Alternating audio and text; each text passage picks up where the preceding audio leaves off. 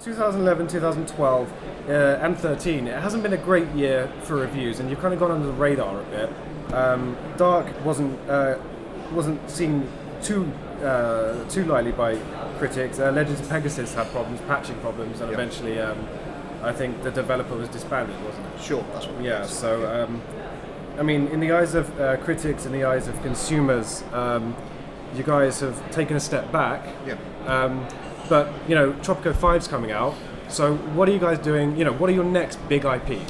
Well, you're right. I think we've had a difficult year this year, and I think it's not just the small / medium-sized publishers. I think a lot of people have struggled this year. There's some big IP out there, big budgets. You look at some other companies that have spent millions on marketing and PR and development and have fallen very short of sales expectations. A Murta that came out at the start of the year, I kind of coin it a Marmite game. You either love it or hate it. Some critics really didn't like it. I think that a lot of people expected XCOM with gangsters, which wasn't our aim. It was a strategy game with turn-based combat in there. Some people loved it, 8 out of 10s, 9 out of 10s, and then a few people really didn't like it. And I think, that's the nature of reviews, unfortunately. It sold well. The fans of Tropico obviously really kind of bought into it. We did add, we added the tactical element into it, which was very different from Tropico. Legend of Pegasus had its problems last year. That was, it was a new studio. We had a few problems with the patching for that. The game itself, the engine and the core of it was great, but unfortunately had some launch issues. And Dark, I think there's lessons learned with Dark. I personally, not towing the company line, but I loved it. It was a great game. I think the announcement of a new Thief title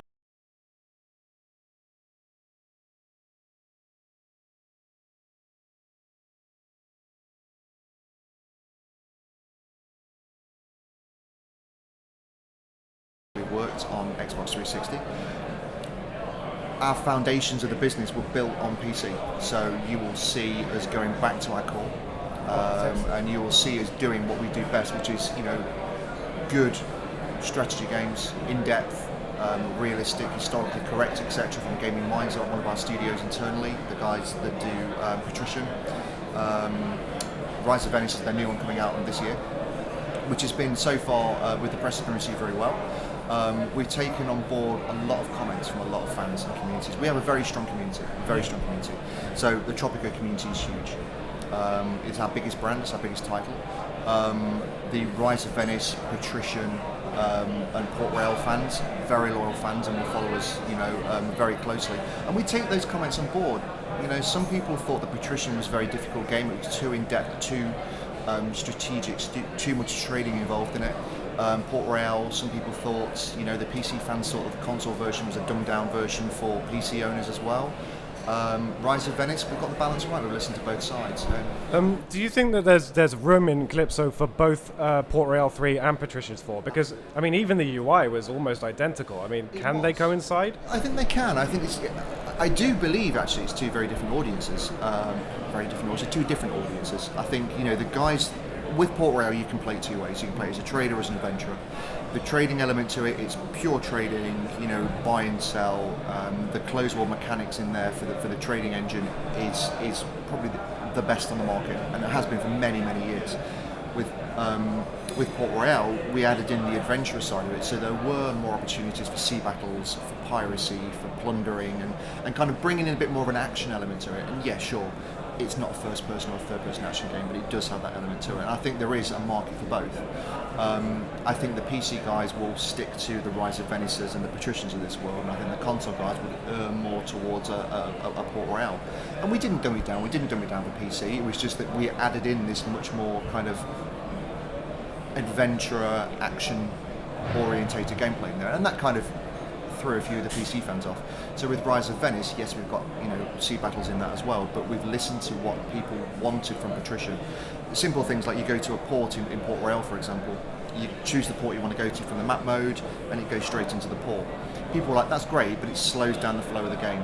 Rise of Venice, you've got a top-down map view, go straight, you zoom in with the mouse straight into the port. So there's no waiting, it's fluid, you can zoom in, zoom out at any time, so it keeps the gameplay much more fluid.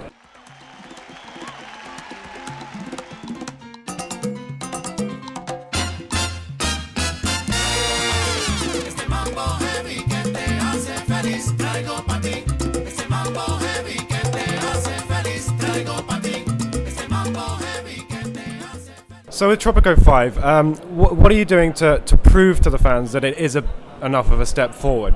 Sure. I think, Tropico 4 was received well in the press. It reviewed particularly well, as Tropico 3 did.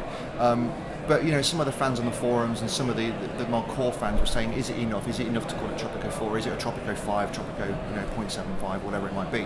So what we did, him and one of the developers sat down with a huge list of comments and information and things off the forums and the community and the fan base, and said, right, what can we do? What can we do to make this a true sequel to Tropico 4? So we've sat down and we've gone through quite a lot of information. The guys have come back and said, right, okay, we're going to make it different. We're going to build the graphics engine from the ground up. All the artwork is going to have an overhaul and new artwork, a new look and feel to the interface. And also we're changing the actual core elements of the gameplay so that the player can choose how to shape the rest of the game. So basically you start off in colonial times and you go through eras through time. Okay. So you start off in 17th century colonial Ireland, you progress through to the World Wars, the Great Depression, the Cold War, the Soviet Revolution, and each of these things can be shaped by the player. So as you come through the first part of it, El Presidente doesn't run the island, it's run by the Crown. So you actually go in there, when you complete the first set of missions, you write the Tropico Constitution. Okay, and that gives you a set of questions to answer on how you want your island to be shaped, and that has an effect on the way the game is played. Obviously, El Presidente can only live for so long, so you have a dynasty element to the new game as well, whereby you can shape your dynasty moving forward in time. You can have members of your family, or you can employ certain members of the family into different positions. You could have your heir running the country, but your heir might be great in PR and kind of addressing the people, but might not be as ruthless as you would want him to be. So you can actually go work behind the scenes and help your son to run this country. And there's all elements like this which is shaped by the player. And people wanted that choice. People don't want to be felt to be kind of, here's another mission, here's another mission, here's another mission. So you've got that freedom to shape the way that the game will play. And for the first time as well for the Tropico game, we've got multiplayer. So 4 players, competitive and cooperative multiplayer. I won't give away too much at the moment, but that's something that the fans have been crying out for a long time. Have you done a sort of SimCity, and is multiplayer the focus, or is it still a single player with multiplayer? Still a single player. But not tacked on? Not tacked on. No. It actually forms part of the game, and I can't go into too much detail at the moment about it, but it will form a key part in the game. Okay. However, the sandbox mode and the campaign modes are still kind of the main part of it. I think, it's difficult with a game like Tropico to build it around a multiplayer aspect. El Presidente is the character customization is something which is huge in the game, and you play the game you want to play. The issue with having it as a major part of the gameplay is that mechanic then changes the campaign mode, and you lose a lot of that element from a Tropico perspective. So the team have worked long and hard about how to make this work, and we'll be revealing more details on that later, but it is good fun, it's exciting. And it will take into account things like the new fog of war for the island, which is new for the game, the new exploration and prospecting element of the game, and also the new technology trees we've got in there, because the new technology trees will have a big impact on the way that multiplayer is played as well. So could we say that Kalypso's not quiet period, but they haven't been in the press as much, could we say that that's been time spent sitting back and reorganising and reshuffling and listening to fans? And the guys spent a long time on the forums. So, the community is very passionate, as a lot of community guys are. The forums are always busy. In the background, the guys have been enhancing Tropico 4. We've been getting the DLCs out. We've got, I think, maybe 8-10 DLCs out on. So what should we be expecting aside from Tropico? For other fans, aside from Patricia, have you got any new IPs coming out or anything? We have got some titles in the pipeline. Yeah. We've got some sequel to some brands we've already worked on previously, which is great. As a company, we also license and work with other distributors for distributing products across here. We've recently released Fallen Enchantress, Legendary Heroes Fallen Enchantress. And that game is from Stardock over in the States, and those guys, we also distribute their Sins of a Sailor Empire game boxed over here in Europe. So we still work with our partners in those countries for releasing products. We have a digital department as well that work on PSN, that work on Xbox Live, as obviously we have Steam partners, digital partners as well. We are constantly looking at our portfolio.